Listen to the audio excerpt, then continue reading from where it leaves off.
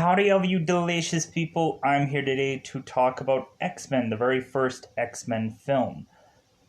So, I'm going to review this movie as brutally honest as I dare say I would like to, and I hope people will be okay with that.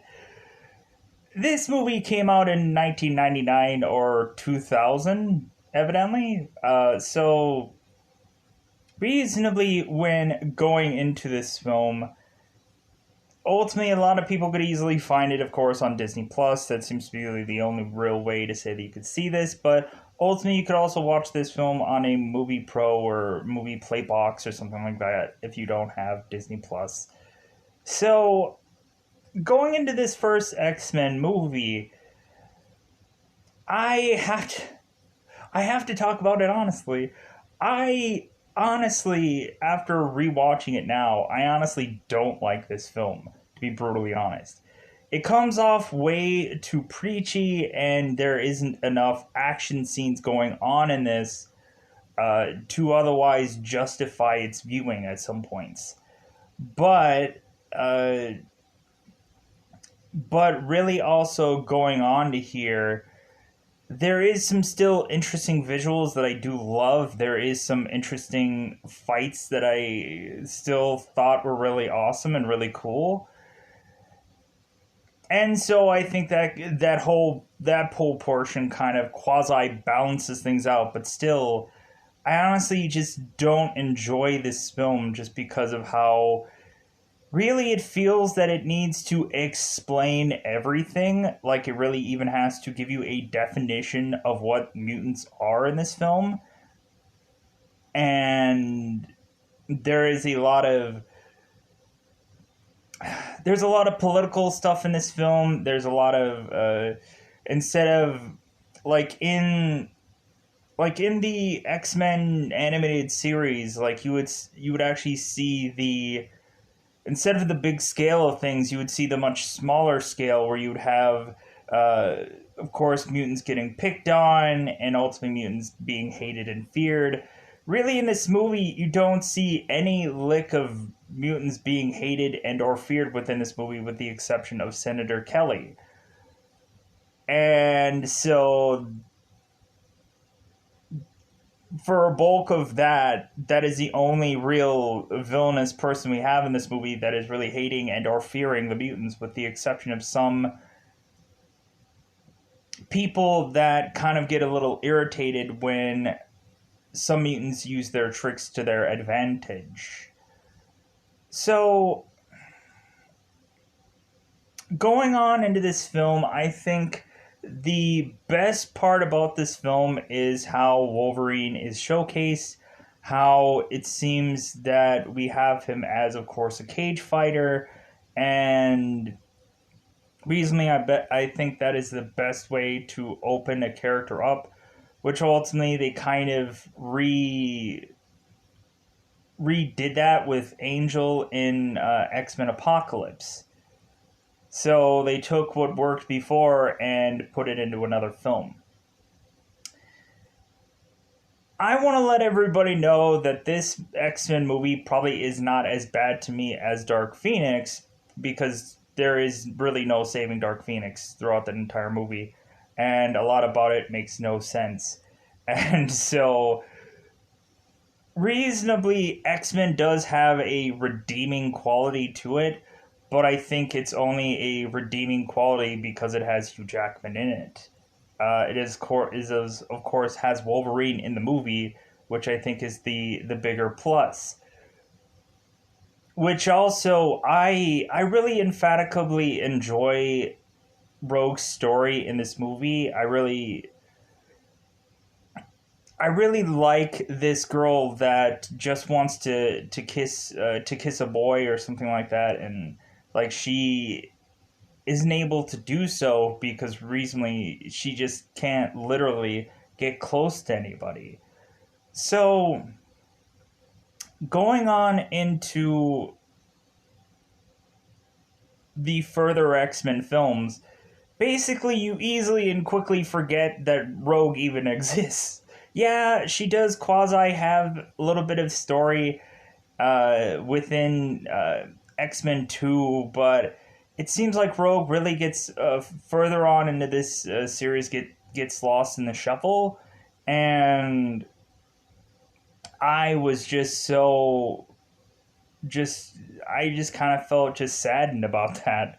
Where it's like, dude, we couldn't have had like Rogue fly, or we couldn't have had Rogue like seemingly be a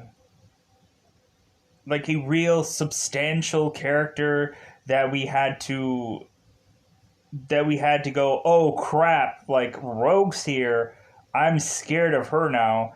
No, like Rogue eventually like does things here and there, but again, we get kind of more set up characters that take on a bigger persona after this movie, which was kind of deflating to me. I was like, so Rogue is.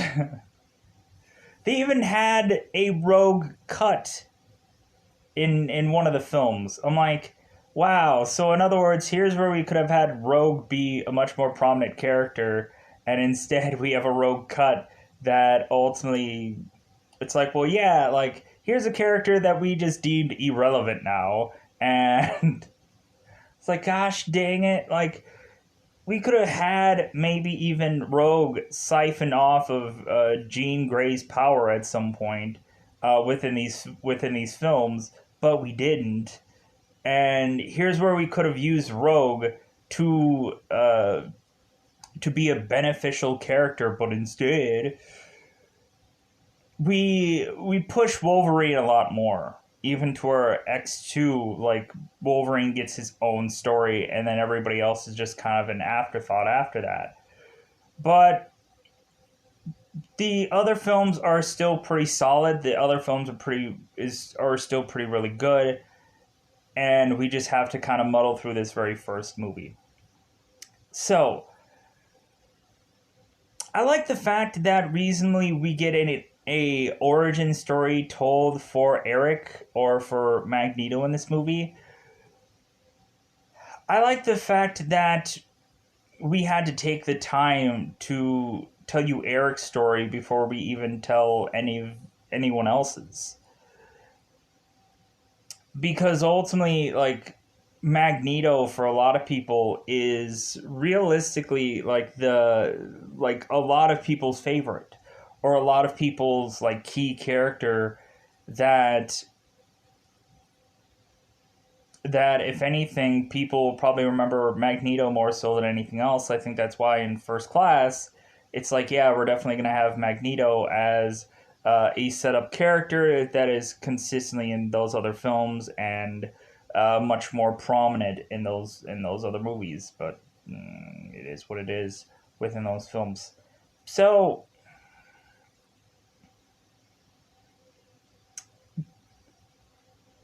really, that is all that I really have to say about the X-Men in a very cryptic like sense, or very non-spoiler ish like sense.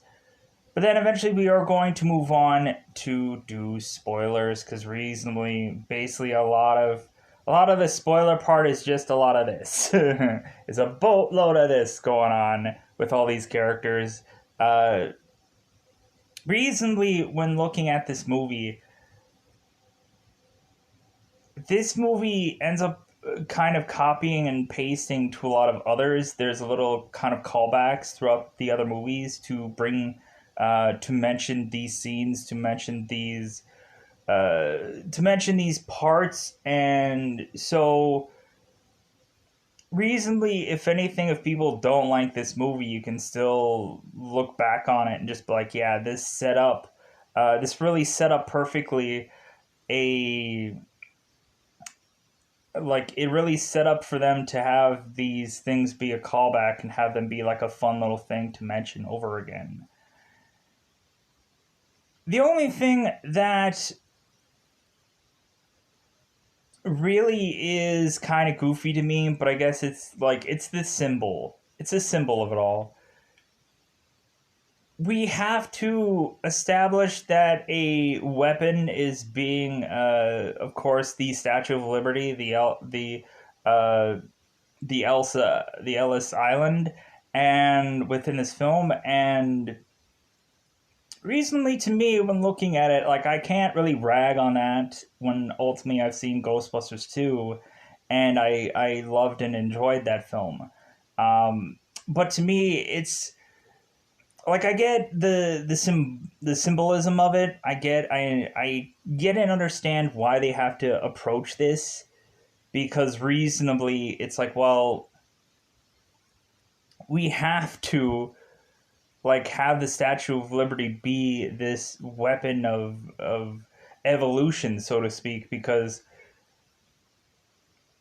reasonably having it be a symbol of freedom, a symbol of liberty, a symbol of peace of sorts, have that now turn into a weapon of evolution.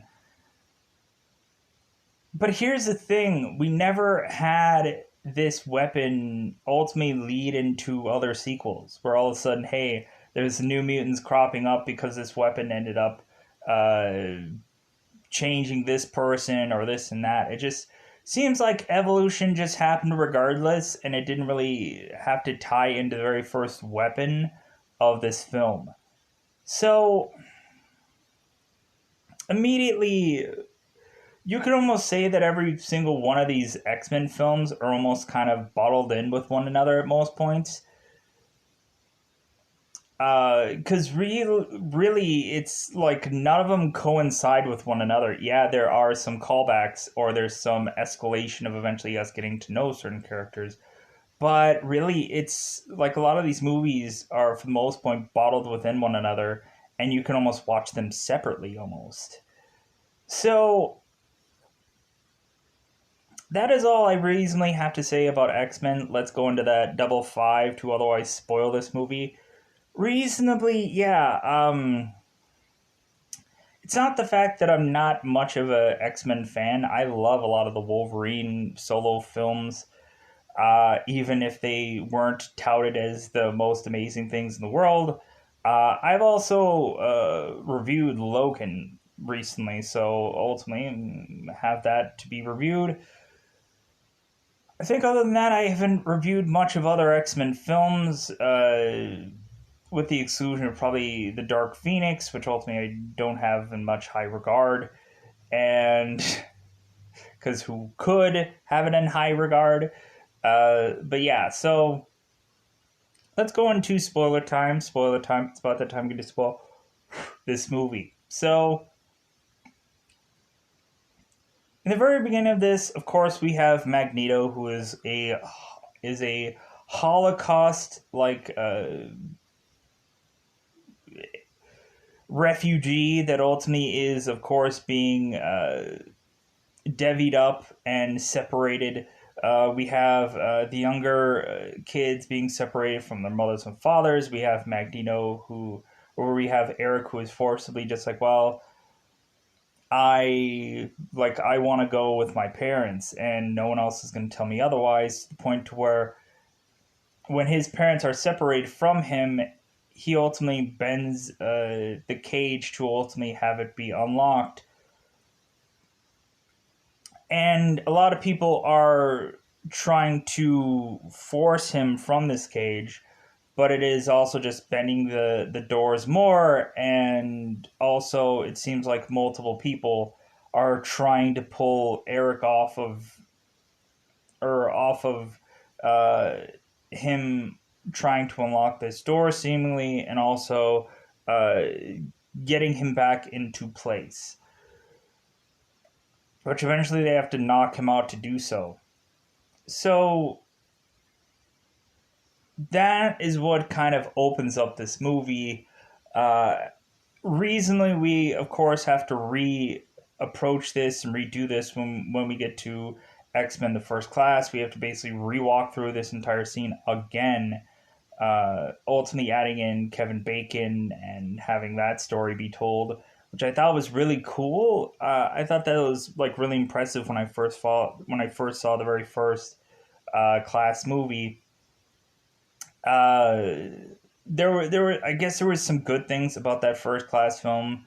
I could probably rewatch it and probably like it, but there's some stuff about it that I'm like, it kind of gives me that kind of just kind of soft serve kind of feel with that movie, as well as anything that ties after that. It's just kind of like a, it's kind of a cringe movie. It's kind of cringe all the way through to watch those kinds of films. Just be like, like I'm not feeling I'm not feeling the movies. I'm not liking them. I'm not enjoying them. But anyways, so but I guess with this movie, I didn't quite feel that way. But anyways, so pushing on into us having a seemingly a debate going on with Jean Grey and Senator Kelly having Jean Grey to completely define what a mutant is. We get this whole debate where ultimately Senator Kelly is desperately wanting them to register these mutants because some of them could be, well, aren't they dangerous? Really, Jean kind of compares to what a normal human would do, would be like driving a car, or kind of like, what is the difference?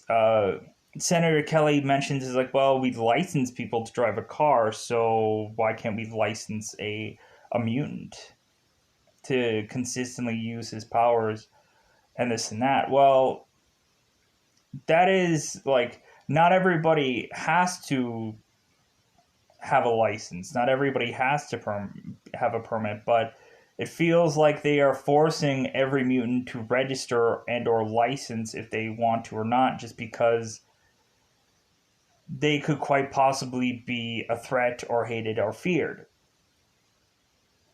But Senator Kelly has to like knock out every single story that he's ever heard about a mutant, and how basically it's like, oh, well, hey, there's a girl that could walk through walls. Hey, like, I bet she could be able to just open up a bank vault, or walk through the White House or anyone's house. Hey, it's like, you know what? How many mutants are actually probably villainous people in this world? It's like, I'm sorry, so you're basically going to. I'm gonna pause this here.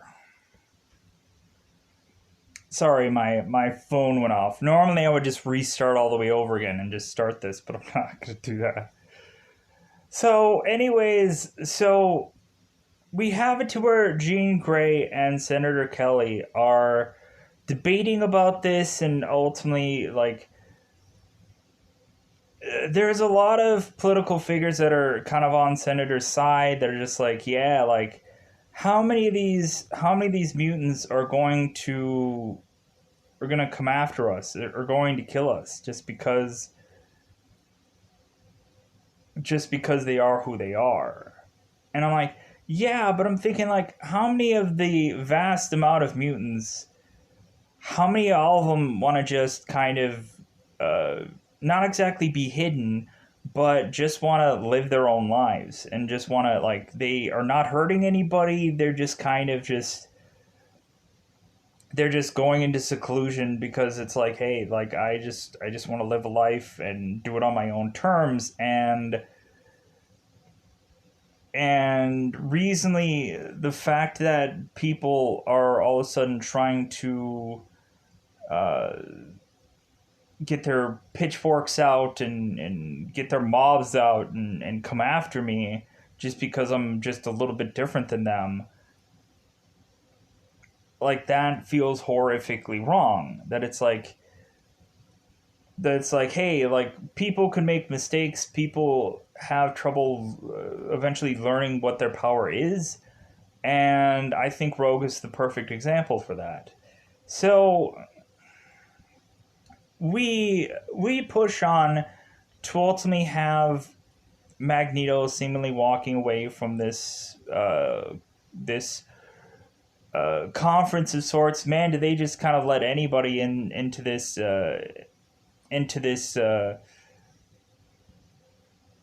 into seemingly this environment, you have Magneto, who is the most villainous person for mutants, ending up just being able to slip into this talk, this mutant speech of sorts, and you have it to where Xavier is ultimately going and greeting him to be like, "Oh, hello, Eric." We have it to where it seems that Charles is trying to maybe uh, poke a little at Eric, and Eric easily can figure that out. Really, he's just like, well, like, why do you ask questions that you already know the answers to? And ultimately, Eric is asking, of course, Charles, like, what is he searching for in his head? Ultimately, Xavier is searching for hope, as per usual. Every single thing is always tied to hope with Charles, to hope that really one day that the humans can evolve to be more rational. But the only thing that uh, Magneto is thinking about is how the humans eventually evolve to be mutants, and that's all that really matters.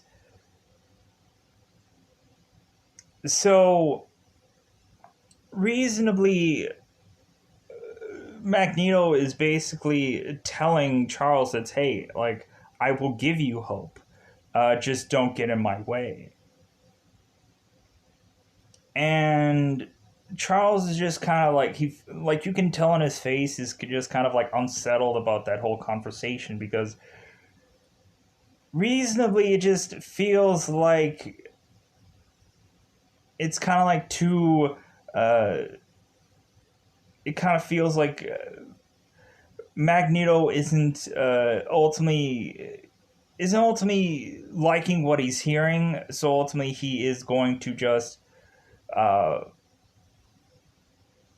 forcibly make change for his own means, and ultimately just make everyone a mutant, or basically take the ones that he really does want to make as a symbol. And really that's Magneto's play. Everything has to be a symbol of something to shove down a normal Homo sapiens throat, to ultimately say, like, hey, like, yeah, this guy who was a symbol for being against mutant registration, I'm going to take him and turn him into one of us, and so on and so forth, until ultimately people will bend to Magneto's will and accept mutant kind. So, pushing us on now to Rogue, who ultimately is desperately imagining her life as consistently just a traveler. Here's the funny thing: is the guy that otherwise Rogue kisses in the first X-Men film, doesn't that end up being Stryker in the other films? Doesn't that end up being the younger Stryker in the other X-Men movies? I looked at this guy and I was otherwise just like, man, that is so odd that uh, that guy looks so familiar to me. Um, yeah, let me pause for a second. Let me double check that. Evidently not. But yeah, look just like him though. Uh, maybe a brother of sorts or something like that. But anyways, so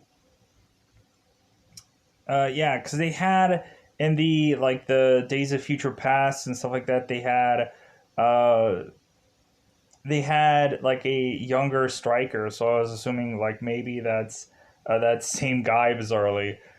But anyways, so going into this, we have of course Rogue eventually going and wanting to seemingly travel all over the world. It seems like sky's the limit for Rogue. And ultimately, she goes and kisses her boyfriend, and that ends up sucking the life out of him just sucking the juicy, succulent life out of this man. And so, reasonably, that has her scream bloody murder. Her parents come in and are just like, oh my god, call an ambulance. And Rogue is screaming, and the parents are like, call an ambulance. So, we really have it to where Rogue just runs off, runs away, because ultimately she is sucking the life out of everybody. She is touching them and sucking the life out of them, just killing them all. How dare she? She can't help it. But anyways, so we transition to have now the story of Wolverine, how he's a cage fighter. And so ultimately, while Rogue is now on some semi truck, just kind of hitchhiking her way, ultimately trying to get to Laughlin City, and so really, Rogue is just kind of stuck nearby this bar, to otherwise she has to just kind of watch things and or watch like just kind of wait in this bar to eventually find someone else who is able to give her a ride. She also has to, I guess, drink water because that's the only thing that's at this bar for free, and ultimately she is kind of temptingly looking at the tip jar, and you ultimately have the bartender that is ultimately just kind of like, you'll just stick with water there, girl. And I'm gonna take this tip jar away from you. So we ultimately see Wolverine cage fighting, and ultimately he is, of course, dominant. And funny enough, you have it to where when they are doing this cage fight, basically the referee of this, or the more of the ring announcer is telling the other guy who is not Wolverine, like, hey, whatever you do, don't kick him in the nuts, because he'll, like, you'll just tick him off. So because ultimately we had Wolverine who won his fight, but then ultimately they are looking for someone else to fight Wolverine. And so now this other guy gets in there and again has to be told, yeah, don't hit this guy in the nuts or he'll be offended by it. So within this fight, easily we have to where Wolverine is beating the crap out of this guy, and then afterwards has no scars or injuries to show it. So we seemingly have Wolverine, who is at the bar, just kind of drinking his woes away, to otherwise wait for the other fighter to be ticked off and really know that this guy is a mutant. Hence, why he can, like, he knows his bag of tricks. So that way, I guess he was, trying to get a refund out of this fight, because he knows that this guy's a mutant, so he probably could blackmail him or something like that, which is not going to work with Wolverine. We have to where Wolverine ultimately shells out his claws from his fingers or from his knuckles, uh, to have this person, hey, like, the fight is over, bub, like go home. We ultimately have a shotgun that is being placed right around Wolverine's head, as if that's going to do anything. Wolverine just chops it in half to where the shotgun shells dust all over the floor. So we have it to where Wolverine ends up just kind of like, dude, I'm freaking out of here. Because ultimately the bartender will no longer serve his kind. And so reasonably Wolverine just makes his way out. Ultimately, he has some kind of quasi RV trailer ish like thing that doesn't look the greatest, but it's home. We ultimately have it to where Wolverine is met by Rogue, who wants to get a ride from him, of all people. Wolverine is easily, quite possibly, is easily just like, okay, sure, like, I'll just go on a ride with you. I really don't care. So we have it to where like I know that this scene was, I guess, maybe Hugh Jackman and Rogue's like audition tape, because I think there is a in the extras there is a kind of quasi different scene of this in the extras for the X-Men movie, where you kind of have a variation of these lines, but eventually these are the lines we get in this movie. So we ultimately notice, or Wolverine ultimately notices that ultimately Rogue is very cold. So ultimately he's like, "Hey, put your hands up to the heater," and she's like, "Oh, please don't touch me." And he's like, "What? Like I'm just telling you. It's like put your hands up to the heater." And she's like, "I'm sorry. It's like if anything, like I just don't like to be touched. It's like if anything, anytime whenever I touch somebody, something goes wrong." Uh, Ultimately, Rogue is looking at the back of this quasi RV and looking at this kind of chucked together like setup, and Wolverine is just like, well, hey, you don't have to stay with here. And she's like, oh no, it's really homey. It's just like, and so reasonably, Wolverine kind of tosses her some food, and she like easily just carves it, just shoves all it in her mouth. You could tell that she's been starving, and so reasonably, he asks her, of course, what her name is, and ultimately she says, "Well, my name is Rogue," and ultimately that's where we get the well. What kind of a name is Rogue? It's like, well, hey, what kind of a name is Wolverine? And then ultimately they get to actually say what their actual names are. Uh, you ultimately have Wolverine say that his name is Logan, and Rogue is telling him what her name is, which I don't remember what it is. So, and ultimately it just says Rogue on IMDb. Isn't that great? These people, every one of them had duo names, but I guess IMDb doesn't pick up on that now, does it? Anyways, so Rogue is asking Wolverine about the dog tags. Was he in a military or something like that? And he doesn't really quite remember.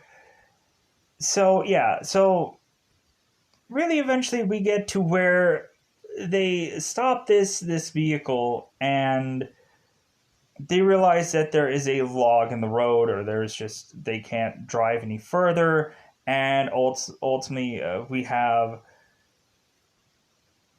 seemingly Wolverine sniffing something out. Something smells funny. We have to where Wolverine ultimately goes out and is sniffing and whiffing out some other person, and while that is going on, evidently accidentally, uh, or no, wait. So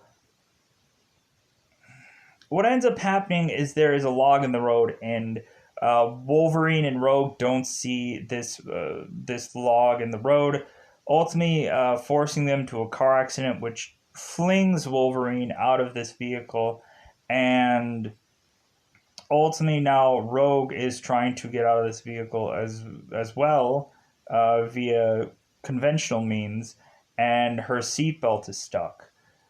So Wolverine, now having a seemingly wound upon his forehead, eventually heals, and we now see like, oh yeah, like Wolverine has a healing factor. But then eventually Wolverine sniffs something out within the woods, and eventually is met by Sabretooth, which ultimately that is when, of course, Wolverine pops out the claws. If anything, when Rogue was talking to Wolverine, like the interesting thing that we got to find out was like, hey, whenever the claws come out of Wolverine's hands, does it hurt?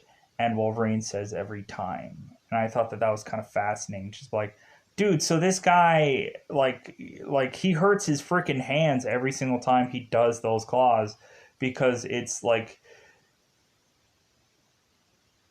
you basically have to it's basically like pulling a knife out of your arm in reverse, or just kind of like like you have to adjust these bones to have these claws come out, and yeah, like probably the faster that you do it, the probably the less it hurts, but still, it's like it's bones being adjusted in a man's hand, and so reasonably it has to probably hurt at some point. So we have Wolverine who gets out his claws to eventually fight Sabretooth. And ultimately, we have Sabretooth kind of outpowering a Wolverine at some point, taking a log and smacking him upside the head, which is going to knock him out. We have to where Storm and Cyclops show up at the right moment to otherwise. Uh, we have Cyclops blasting and Storm using her weather powers to ultimately get Sabretooth to go away. We eventually have it to where the vehicle that Rogue is in is now catching on fire. We have, of course, the seatbelt that cannot come off, and so ultimately Wolverine was going to help her, but then Sabretooth shows up, and so recently we have Cyclops who ends up trying to uh, rescue Rogue from this fire, and ultimately getting out just in the nick of time before this thing blows up. So pushing us now to the Xavier Mansion, and now we have Wolverine who has woken up from him being knocked out. So I like this moment. I think that this moment is probably the best moment out of this movie. We have Wolverine with his X-Men like hoodie that is just kind of like trotsing around the X Mansion, and the entire time Xavier is whispering sweet nothings into Wolverine's mind, telling him, "Where are you going?" He's using the stairs.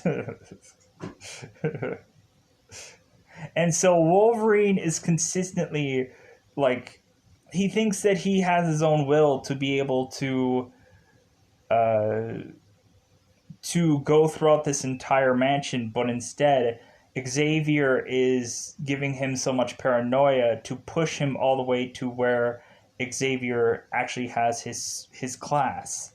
So, and I like this scene. I liked this scene the most. And then every once in a while we'd have like the funny moments of kind of remembering that. So we have Charles who is now telling Wolverine, it's like, hey, I'm a teacher. I'm teaching physics. And reasonably, we of course have one girl who has to kind of walk through the door that is already closed. So we have it to where Xavier is kind of mentioning where he's at, school for the gifted, and this and that, and basically uh, telling kind of what is going on, what is brewing, because ultimately Wolverine is kind of out of the mainstream of mutant talk.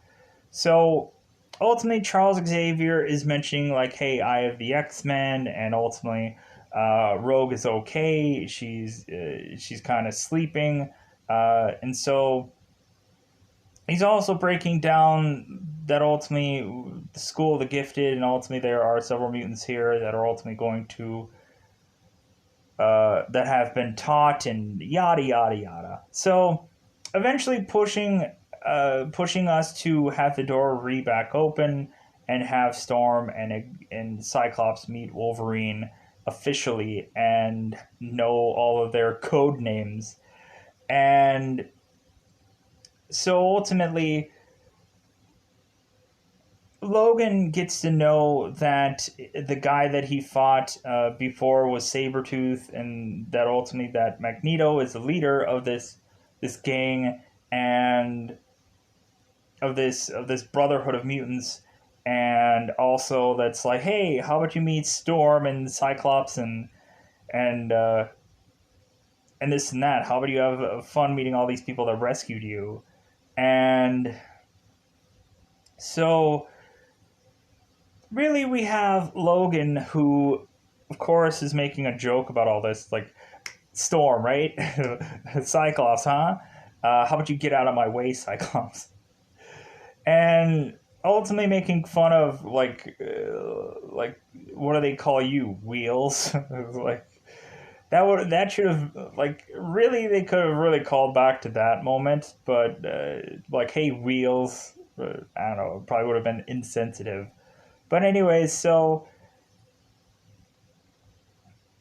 really, we have to where Charles is telling Logan that's like, hey, like, if anything, how about you give us a couple days before you bail out? If anything, like, we can help you find answers. We can help you find peace. And so, like, how about you just kind of give us a couple days to figure out what Magneto wants with you, and then after that, you can do whatever you want. So Wolverine is kind of hesitant, but it's just like, well, maybe this will be a good thing for Rogue, so maybe I should stay. So within here, we get to a point where we have like some kind of very heavily transitional moments.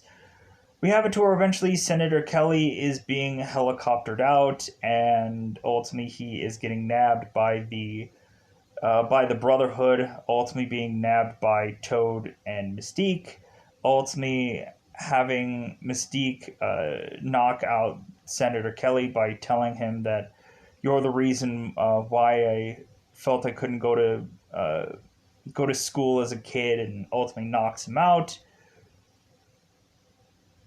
Ultimately, to have him be forced to take the mutant experiment of Magneto testing this this thing, which eventually will be the Statue of Liberty weapon, on him, and but ultimately realizing that Magneto is too weak to be able to do this procedure, and where ultimately he's hobbling out. Uh, to have Mystique try to like have him be a shoulder for him to be put through. We eventually have Sabretooth coming back, and ultimately we have Toad mentioning it's like, shouldn't you have come back with somebody? And Sabretooth's like, whatever. So we have Sabretooth come back with Wolverine's dog tag, but not much else. So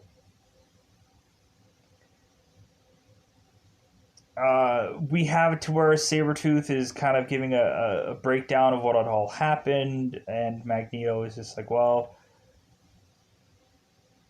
like, that sucks, but meh, I guess we're just going to have to keep moving up our plans to ultimately make the senator one of us, and yada, yada, yada. So eventually we have Senator Kelly, who eventually does become said mutant, and or supposedly becomes said mutant. We're not really sure exactly what his powers are yet. And so ultimately, we have it to where when Magneto does the power for the first time, he's basically telling Senator Kelly, uh, like, welcome to the next stage of evolution, brother. Kind of like ultimately telling him it's like, yeah, you're one of us now. And so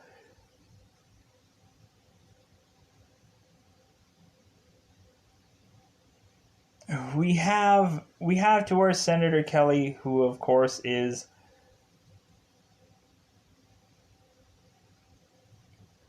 now being held hostage in this cage, and we'll come back to that. So we we now have it to where within this Xavier mansion, we have Rogue, who at some points, while everyone is asleep and doing a little sleep, we have Wolverine that ultimately had gotten mind melded with, or kind of like Jean had kind of looked through Wolverine's mind and kind of saw some of his past, while also x-raying his entire body and noticing there's metal all throughout it. And ultimately, Charles is like having trouble figuring out why exactly that they wanted Wolverine. Maybe to have him go back in the past where ultimately Homo sapiens never existed. I don't know. I don't get what they were thinking. What was with Wolverine? Like I don't like maybe Wolverine was so much more easier to control, I guess, because of Magneto. I guess was the tie they were all otherwise thinking. I don't know. So, anyways, they must have thought that Wolverine could have easily been swayed. But anyways, compared to probably anyone else. So, and hence why they had the Wolverine dog tag that Sabretooth grabbed. I guess really pushing to the fact that, oh yeah, they're after Wolverine, and that is the thing that they want. But no, the entire time. So reasonably, we have uh, Wolverine who had gotten his mind seemingly unlocked from Jean a little bit, so that way he can have nightmares about his past. And so while Wolverine is sleeping, Rogue is just kind of sneaking into his room. I don't know why. Maybe she's like, I like me some of that Wolverine, but I don't know if I'm quite old enough to do some lip locking with Wolverine. But I don't know. So so Rogue ends up sneaking into Wolverine's room because ultimately she is consistently hearing him like uh, just being utterly berserker rage induced while he's in his sleep because he always has nightmares. Rogue is trying to wake Wolverine up from his nightmares, ultimately to get a claw or a number of claws in the chest to have us showcase Rogue's power to where reasonably when Wolverine unclaws or takes out his claws from Rogue's chest, ultimately Rogue touches him to the point of so that way she can heal herself, but ultimately knocking Wolverine out. Having Wolverine wake up later on with ultimately mentioning, God, I felt like she killed me, and of course, Charles mentioning it's like, well, if she would have held on any longer, she would have. Which, when looking back on it, it's like, dude, you can't kill Wolverine. There is no kill switch on Wolverine. We've kind of assessed that within any number of scenarios going on into the later movies. So, really, we have it to where now Senator Kelly is ultimately now in a seemingly locked cage like environment, and ultimately he is trying to figure out what the heck his power is. And he realizes that he is a slippery devil, and ultimately he has this aquatic like power of sorts. And but easily he can kind of sneak through any kind of bars and so on and so forth. So ultimately, we have Senator Kelly who sneaks his way through the bars. Ultimately, for Magneto and Sabretooth to now really want to talk to the Senator again, to ultimately put him to the forefront of being a mutant and maybe quite possibly working for the Brotherhood of Mutants. But we have it to where instead we find the Senator kind of just holding on to this side of this prison cell, ultimately trying to escape, but evidently not being able to really fairly well be able to do any rock climbing like things to get further along down. So Magneto, of course, kind of unshaths the. With his power, he ends up taking down, opening up cages, and ultimately tossing cages to see that ultimately if Senator Kelly had kind of started to make his way down and escaped, which ultimately he had done. We have the senator who's like, God, what did you do to me? And it's like, well, hey, and Magneto's is like, well, hey, I just turned you into one of us. Like, I thought you would have liked it. I thought you would have appreciated it. But I guess I was wrong. So, really, we have Sabretooth, who is going and trying to grab onto the Senator Kelly, but Senator Kelly, like, his body isn't quite all that well in control, and consistently being slippery to where Sabretooth cannot grab onto this guy no matter how many times he tries, and otherwise the Senator ends up seemingly plunging to his death. Which ultimately kind of takes off Magneto, to ultimately he locks up Sabretooth and holds him there till ultimately he needs use of him again. We ultimately find Senator Kelly eventually seemingly popping out of some ocean later on, or some beach later on. To ultimately everybody's in awe about what they've all noticed. This seemingly mutated character that ultimately looks very much human popping out of the water. Ultimately, in the very much background, we have Stanley and all these kinds of other people just kind of gawking, like, oh my god, this is amazing. So we ultimately eventually have to where, reasonably, we have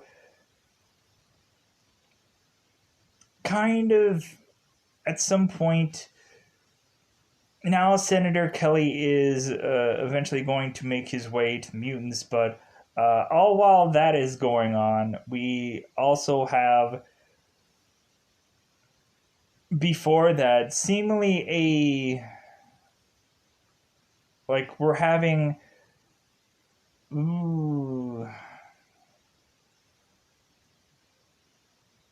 there's one little goofy point about this. God, what happens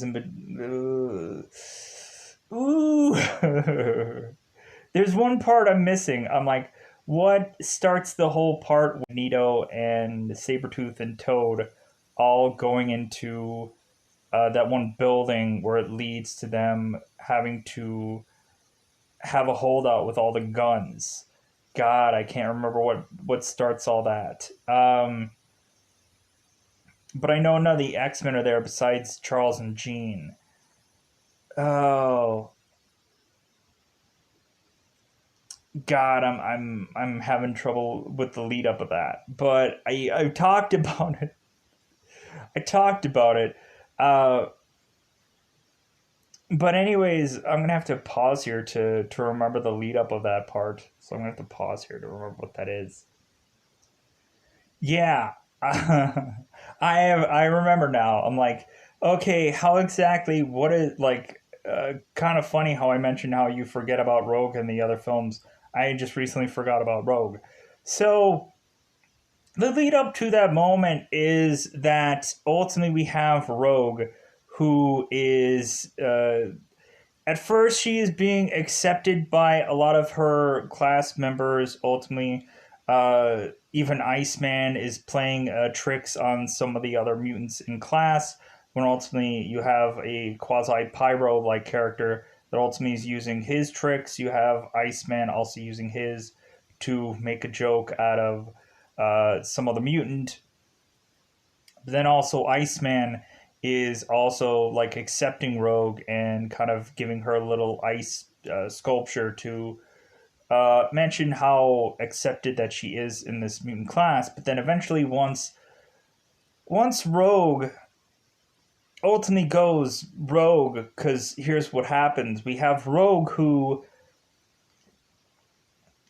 after touching Rogue, we have to her Iceman, who isn't Iceman at all. It's actually Mystique, who is sneaking into the Xavier mansion, ultimately mentioning to Rogue as Iceman as actually Mystique that that the students found out about that Rogue can suck the life out of mutants and that is scaring all the other mutants, which it actually really isn't. But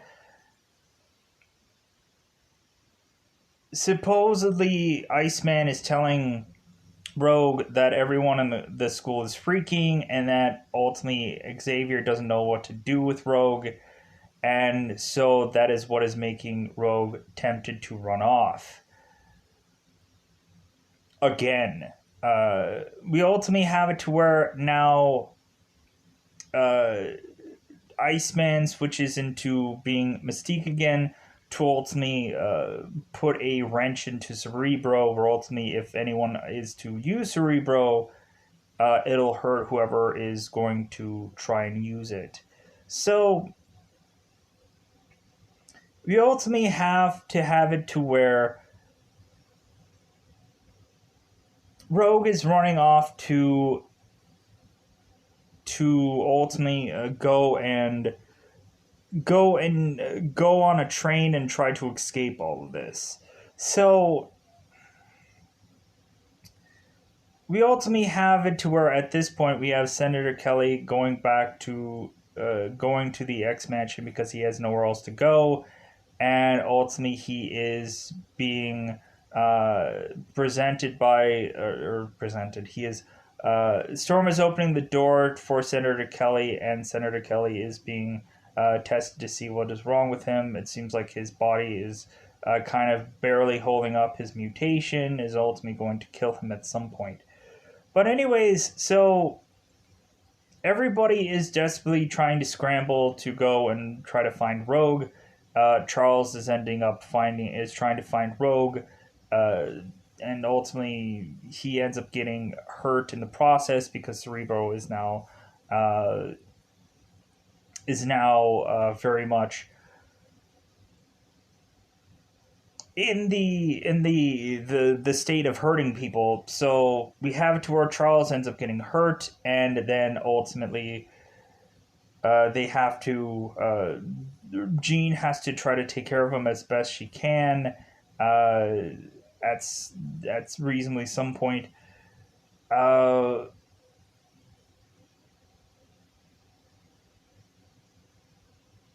but I think Charles doesn't use Cerebro quite yet. I think reasonably. God, we have that whole moment with the because we have Scott and Storm who are looking for Rogue, and so is Sabretooth and Toad, and God, there's so much going on in this movie. So while they're going and looking for her in this train station, we have to where ultimately, mistakenly, Jean Jean ends up trying to find out where Rogue is at some point by using the Cerebro herself, and so God, here's where I'm having such a real confusion or conundrum. I'm like, okay, why if like Xavier should be at the train station to ultimately try to take out Magneto or to stall Magneto, and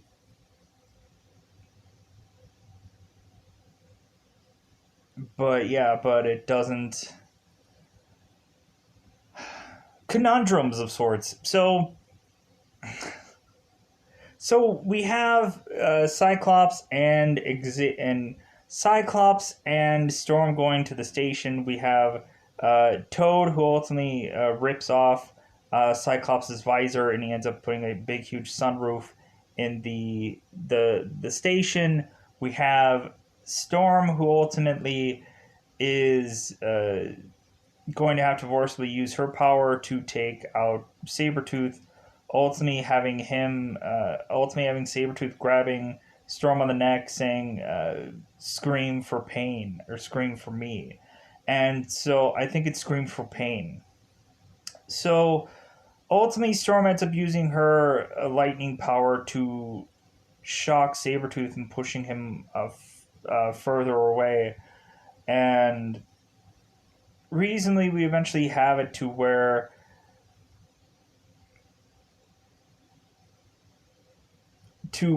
Magneto is is ultimately trying to get to Rogue, and we ultimately have it to where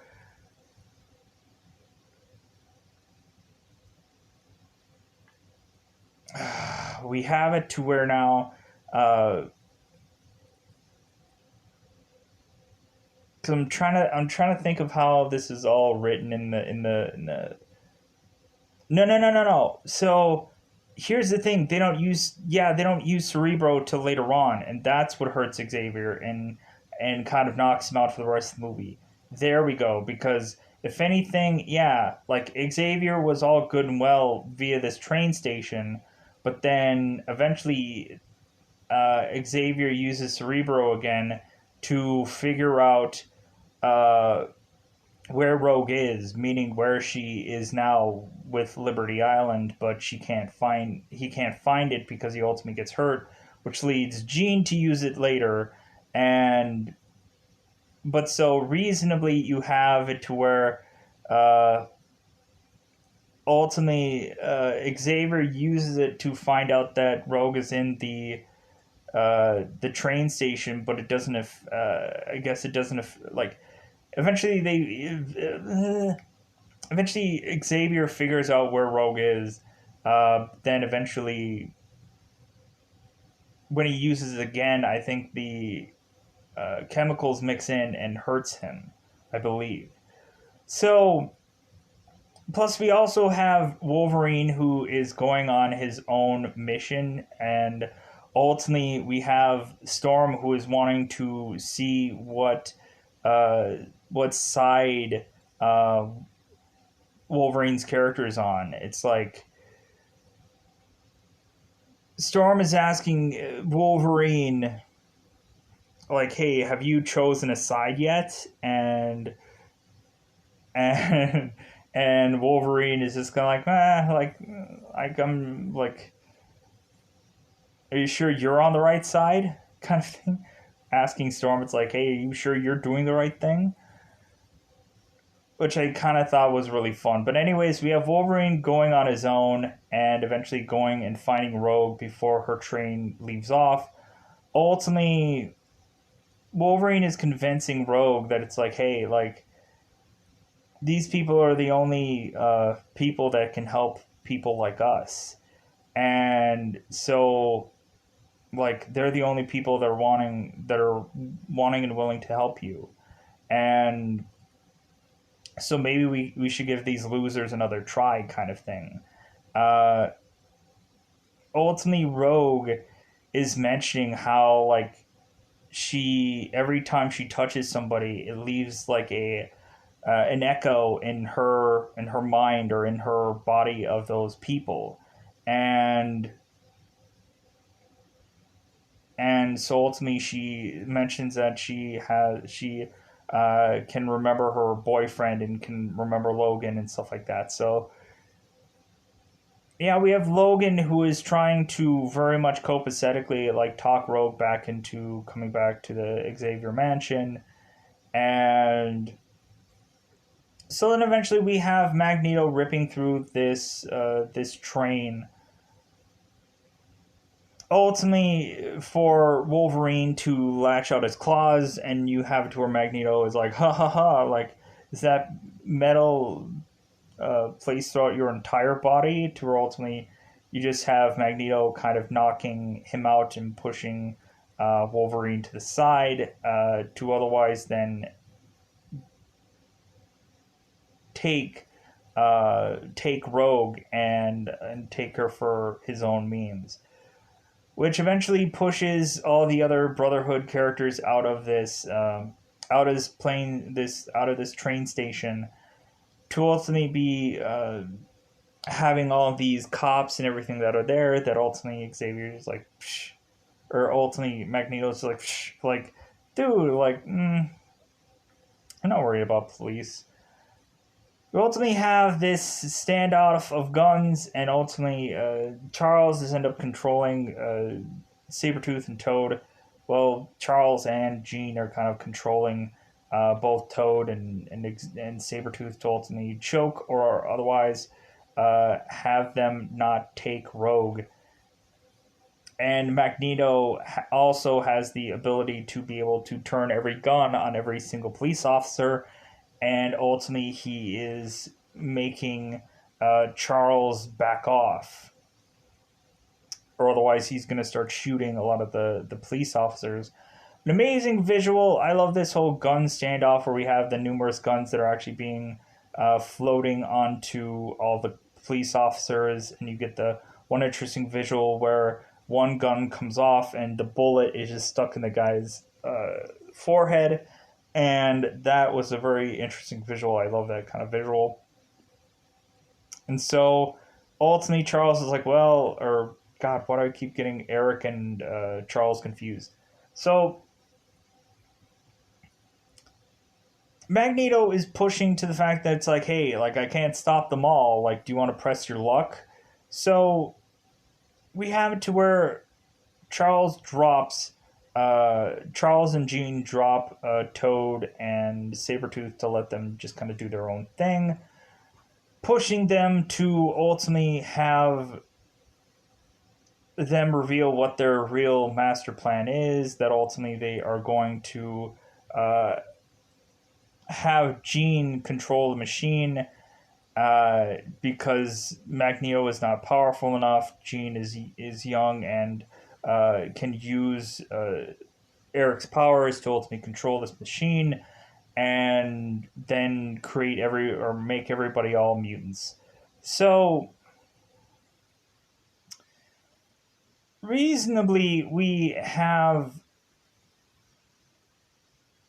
now them finally figuring out like what the heck is all going on with Rogue on the X-Men side and why they desperately wanted Rogue so badly. And so now eventually when Charles tries to find Rogue again, that's when he gets hurt and gets incapacitated. To ultimately now we have Jean who is trying to use the machine again, and you have Cyclops that is running after her, just like, no, Jean, don't use the machine. And where ultimately he can find where Rogue is, and ultimately knowing full well that that Rogue is going to go to Ellis Island. We ultimately have like before Xavier gets hurt, he ultimately tells everybody, it's like, hey, it's time to suit up. It's like, hey, if anything, give Wolverine a suit. And Scott is just like, I'm not working with this hothead. It's like, this guy is like, no. So basically, you have it to where Scott is doing Xavier's wishes. Also, we have Scott that is telling Xavier while Xavier is kind of comatose or whatever that he will take care of everyone, which I'm like, yeah, I'm sure you will. You're not going to do a lick of anything after this movie, buddy. I'm sorry, but that's what happens to you. You just become eventually irrelevant, which is freaking heartbreaking for, like, Cyclops. Even in the other X-Men movies, Cyclops completely becomes irrelevant in those as well. To the point where even he has a relationship with Jean in those movies, and still he is not relevant because ultimately Charles is such an overly powerfully important actor in those movies to where James McAvoy is such like a more prominent person that every single time he has to talk Jean down and he has to be the one to go to Jean, and it's always Xavier, and it's never Cyclops, which is so effing annoying to just be like, man, is Xavier and Jean just a couple now, or what's going on in these movies? because good God, it doesn't feel like Cyclops and Jean were ever in love with one another, and you don't understand the relationship that brews later on in the movies, because it's just like, well, it must have just been a convenient thing that Cyclops and Jean were together, because you couldn't really understand the relationship through any number of those other prequel movies that they showed. Uh, that's the annoying thing with me, is just like, dude, that was not a real relationship. I guess it was just like, well, she's a good looking girl, he's a good looking guy, so F it.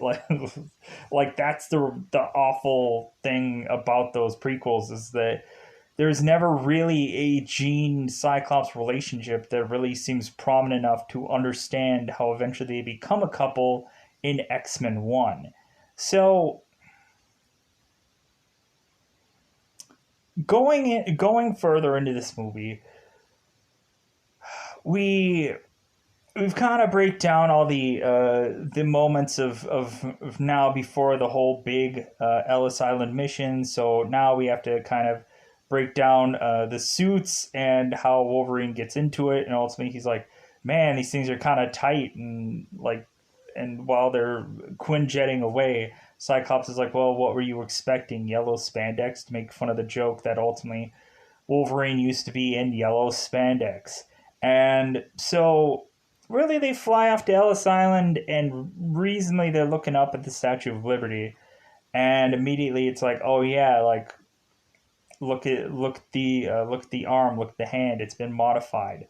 So, really, the Ellis Island part is probably the most interesting looking part. We have this like UN kind of meeting all together to discuss this mutant law and stuff like that. So we we push on to have all the mutants go into the this seemingly museum part of the Ellis Island, where ultimately a like everybody's going through a magnet detector, a metal detector, and of course Wolverine goes off. You have everybody looking back on him, and he ends up like slicing into the metal detector to turn it off, and then ultimately we have the one claw showing onto his hand, which ultimately is the very funny little approach to making the joke of like, oh yeah, like he's flipping off people, and like I thought that was fun. And plus, always making it definitely look when Cyclops looks back, how basically Wolverine is giving him the finger, because it like you can never really quite understand exactly why they hate one another, but then again, like Cyclops is just like, dude, I saved your butt, and so reasonably, like, if anything, like if there's any time when Wolverine can think that he's better than Cyclops, Cyclops can just be like, well, like maybe you're never good enough to be on your own. If anything, you're eventually going to be knocked out, and I'm going to have to save you at some point. So, moving on, we push on to here, and ultimately we see the yellowed-eyed Statue of Liberty, which I thought that was kind of cool, but I'm like, I'm kind of soft serving that one of liking it or not. Uh, and eventually, of course, we have Wolverine, who is already sniffing out that somebody is reasonably like someone is here, or like there's something that is kind of like off, and so Wolverine is just completely going further and further away from the group, ultimately to come back to supposedly say it's like, well, and Cyclops is like, well, did you find anything, and Wolverine's like, uh no, I still got nothing, but if anything, like we should still look around, to ultimately have this Wolverine actually be Mystique, and she is going to stab Wolverine or Cyclops in the back. To where Wolverine is going to tackle and kind of hug down the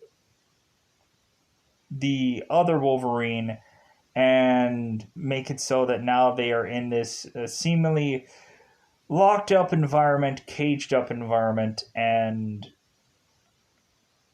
to ultimately we are going to have the best fight coming out of this entire movie, which is the Wolverine versus Wolverine or the Wolverine versus Mystique fight, which is the best part of this entire movie, hands down. We eventually have more Brotherhood of Mutants coming in at some point. We ultimately have it to where eventually Toad eventually attacks Jean Grey and has her seemingly be suffocated with this toad ash-like goop in her face. We ultimately have Cyclops who has to blast the stuff out of her face so she can breathe. We have Sabretooth that is off with Magneto because Sabretooth is Magneto's only defense, and this and that. So everyone else is just kind of branching out. So after Toad seemingly takes down or takes out seemingly Jean, we have it to where now Toad is going after Storm, which ultimately we have Toad who seems to be getting the upper hand on Storm, kind of beating her down and shoving her into this elevator shaft where he's just to assume that she is dead, but instead Storm flies back up and then uses her wind to gust the Toad out of out of this little like model part of this museum that she's in, forcing him to touch some metal rod that is keeping him from being completely gusted away from this entire place that they are at, to where ultimately we have the Storm line. God, like, I really loved Halle Berry. Like, if anything, the best part of these early X-Men movies were probably Halle Berry. But I think once we get to the much later X-Men movies, like especially like the Last Stand kind of film, you just kind of like, I'm kind of like Halle Berry was kind of like it seems like they were trying to like build her up as the next like X-Men leader, and yeah, I was just like I didn't really like what they did with Storm in Last Stand, but everything else I kind of liked her and everything else, even like the prequels where they had Storm, the prequels, I thought that was really fun.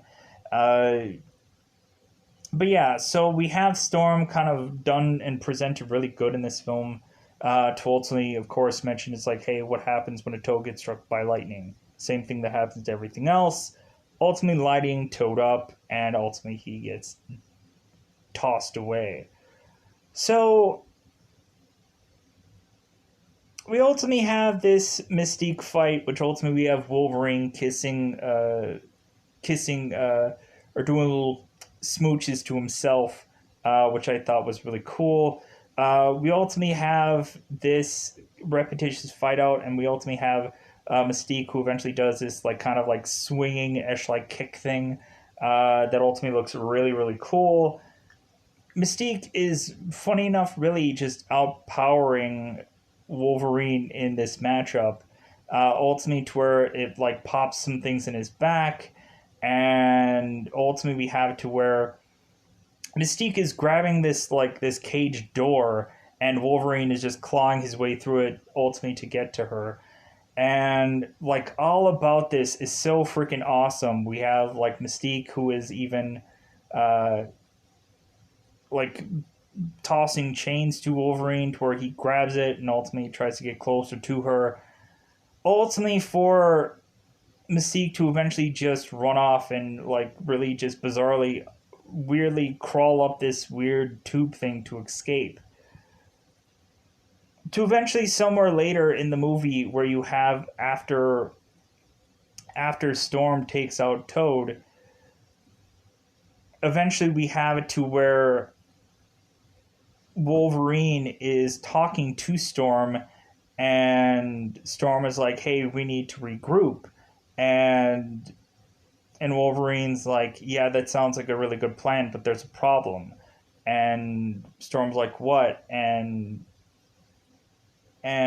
Wolverine stabs her and says that, "Well, you're not part of the group."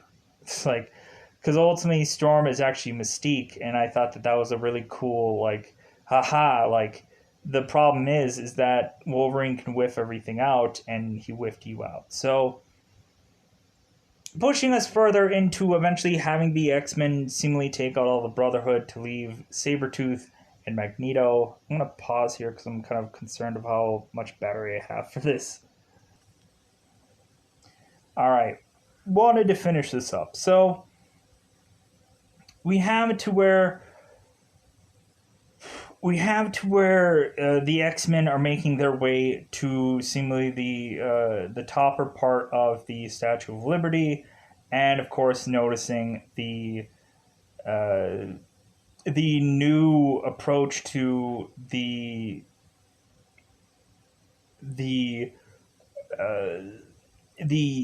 Liberty Arm. So we have at first that reasonably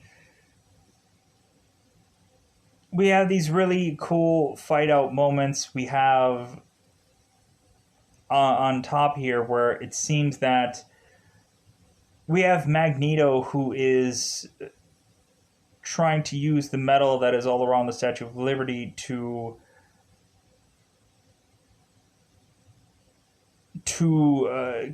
keep everybody like tied up onto the Statue of Liberty. We have Magneto also taking the visor out of Cyclops' eyes, so the only thing that he can blast is Jean, and of course he doesn't want to do that. We ultimately have Storm just kind of like tied to the Statue of Liberty as well, and ultimately we have the if Wolverine wants to use his claw-like powers, he's gonna have to like basically just stab himself, which I thought was funny because basically Magneto's like, well, hey, how about we do something with those claws and just have him like stab himself. So Cyclops is telling Storm to fry Magneto, and Magneto's like, God, that's such a stupid decision, because ultimately this Statue of Liberty is a conductor, and it would just fry everybody. So reasonably, we have it to where ultimately Magneto flies off to control Rogue, and ultimately we have Sabretooth, who is watching over the other X-Men, ultimately telling Storm that Sabretooth is telling Storm that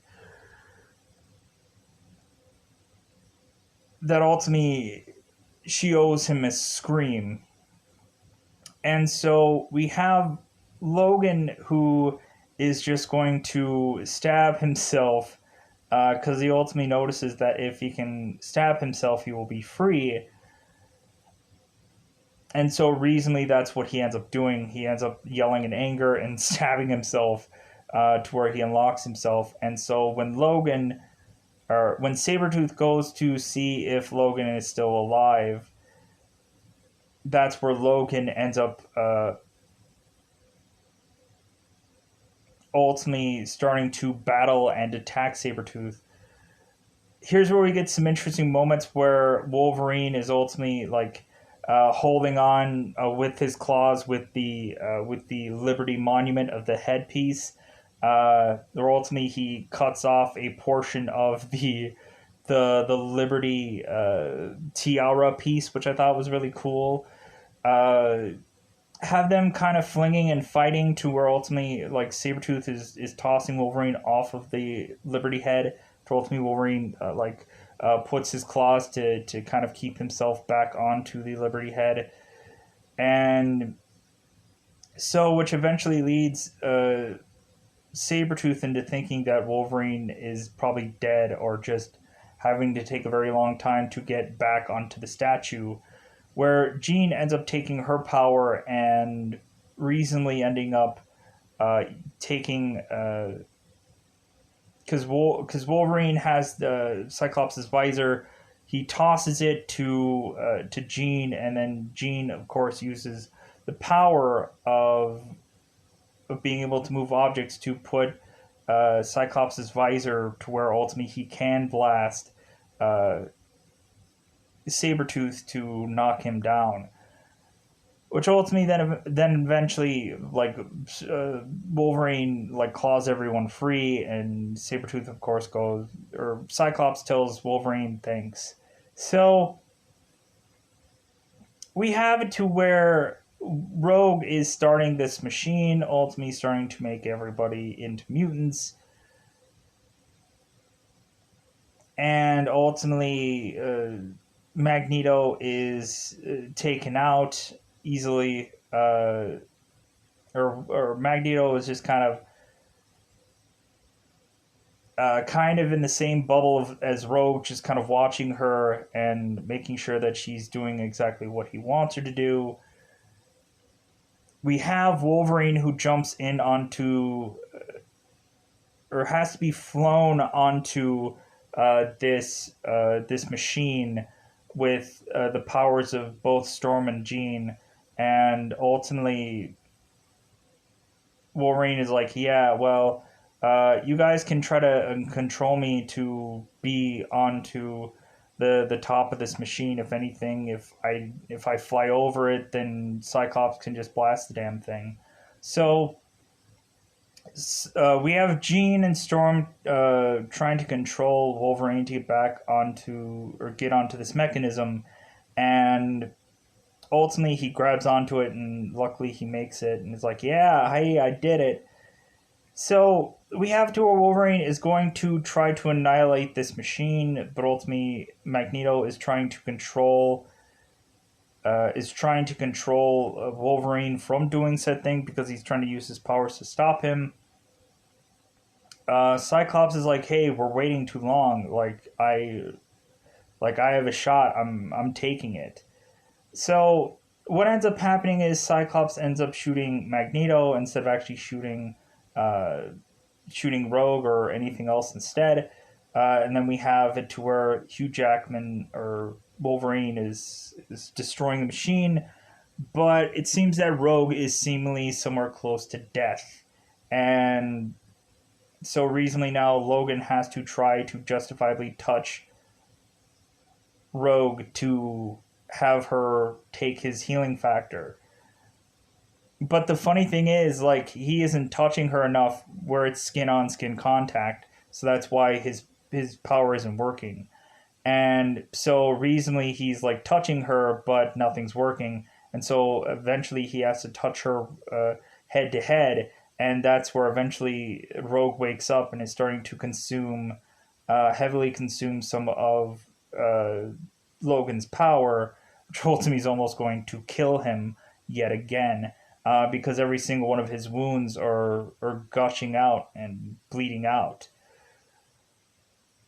But yeah, so ultimately leading to where we have the Xavier back at the mansion, just saying, "Hey, like, did we win? How did we make out?" Talking to Jean, and so ultimately we are looking over at Wolverine, who Jean is now looking over his wounds, and all the wounds have healed. And so then Wolverine is waking up and is like, hey, like, how do we do? How's Rogue? And ultimately Jean's giving them an update on Rogue, and ultimately Jean is telling Logan that it seems that Rogue is taking a liking to Logan, and Logan's like, well, I only have my heart set on one thing, one person. And Jean is like, well, yeah, but me and you are never gonna work. They really don't quite set up that relationship good enough. If anything, they kind of make the joke earlier that I didn't mention, where when Wolverine goes into the X-ray machine, he's ultimately just like, "Oh, I bet you wanted to get my shirt off again, huh?" And she's ultimately just like giggling and stuff. But yeah, so reasonably, yeah, the very tail end of that, that's really just kind of the crux of the movie, was just to finish off at that point and eventually have it to where we show that Senator Kelly is actually Mystique the entire time, and so ultimately when uh, Senator Kelly is mentioning that he did all this wrong, and that ultimately he is making other decisions and other plans.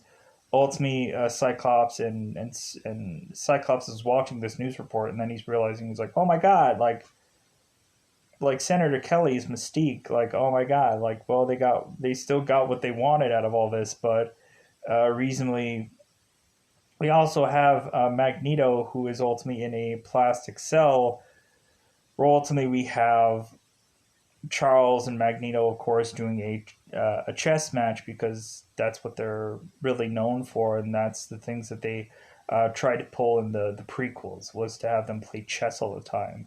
So you gotta love the very tail end of this, because recently you got uh, like Magneto mentioning, like, well, what happens when they pass that law and somebody comes to your uh, someone comes to your school looking for you and looking for everyone.